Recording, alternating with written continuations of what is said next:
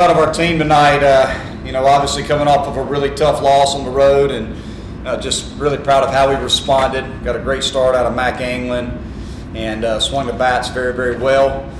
Played good defensively. Just played a complete game. Thought we really competed, and I think we all know that every game for us right now is a one-game playoff. We need every win we can get, and we're off to a great start this weekend. But also told the team that, if there's any lesson to be learned by tonight, what you do in one game does not have anything to do with what's going to happen in the next. And we got to be ready to go. We can't sit here after a big win tonight where we had total control of the game and think that we're just going to do that tomorrow. We got to earn every win, and we just got to keep competing every pitch. And again, if we do that, hopefully we'll be in good shape. But thought we played really, really well today. Talk about your situation at catcher now.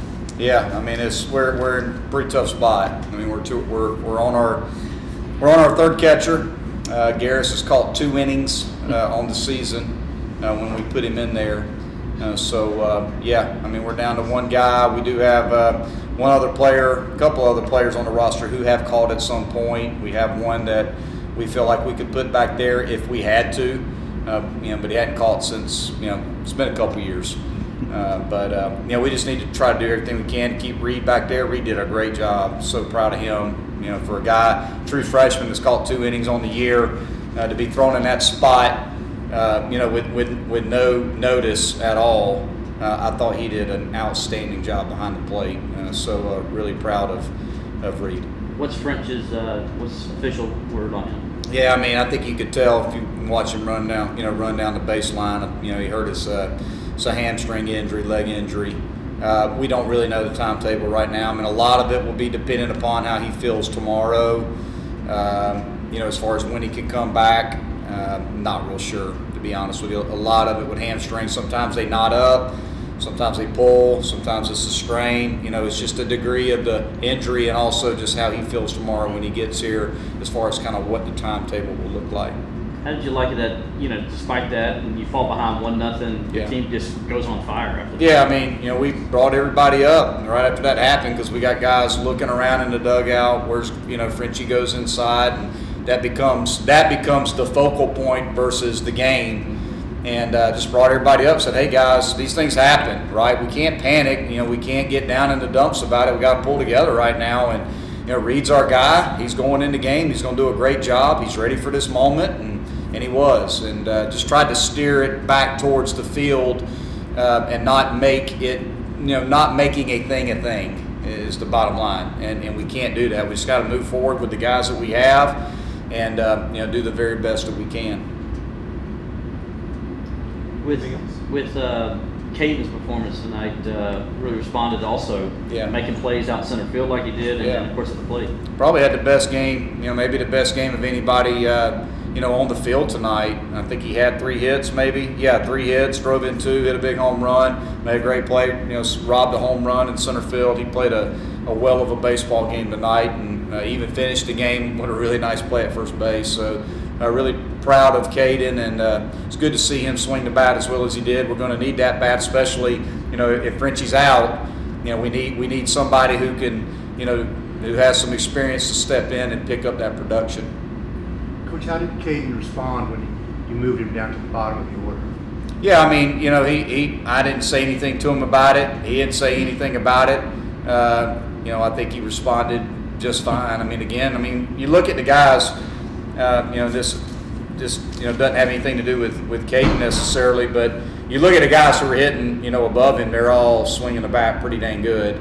It's just a matter of trying to put guys in a position to be successful. And, sometimes bumping a guy down in the order helps him tremendously because it takes some of the pressure off of him as a player. So, that's all that I'm really trying to do is put him in a position to be successful, but also it's hard to move, the lineup around when you got that many guys swinging the bat the way we've been swinging the bat as of late. Do you think that did relax him a little bit? He's swinging pretty well. Yeah, I don't know, to be honest with you. A lot of times I don't have conversations with guys unless I feel like I need to. If I feel like I need to explain it to them why I move a guy up or down.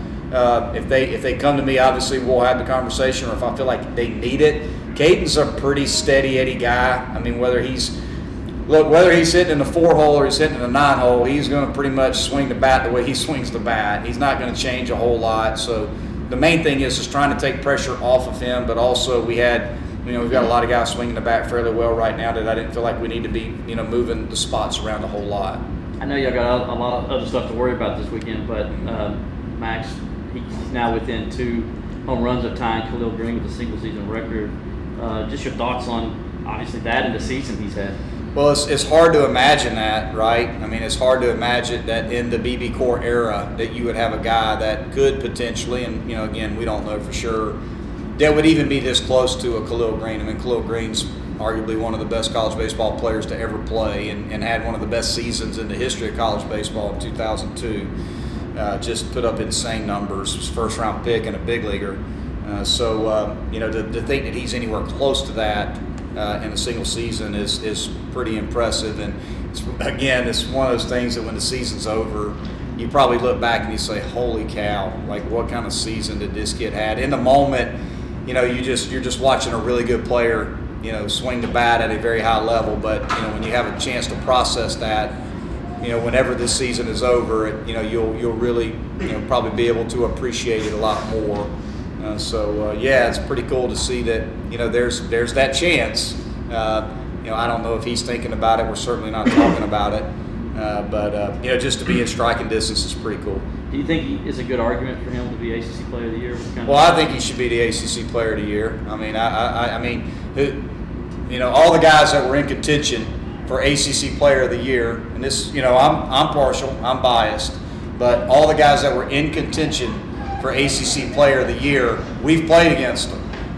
And Wagner is, in my opinion, the best player in our league, period. I mean, he is the best. He's the best hitter. He's the best hitter in this league. He's having the best season of anybody in this league. He's leading the country in slugging percentage, and I think he's third in home runs overall. I mean, as far as a guy that's having the best season of any player in the ACC, I don't know. I don't know how you can't say he is. But again, I'm partial, and every coach that has a player that's on that ballot is going to fight for his guy. But I think this year, I don't think anybody's having a better season in the country than Max Wagner.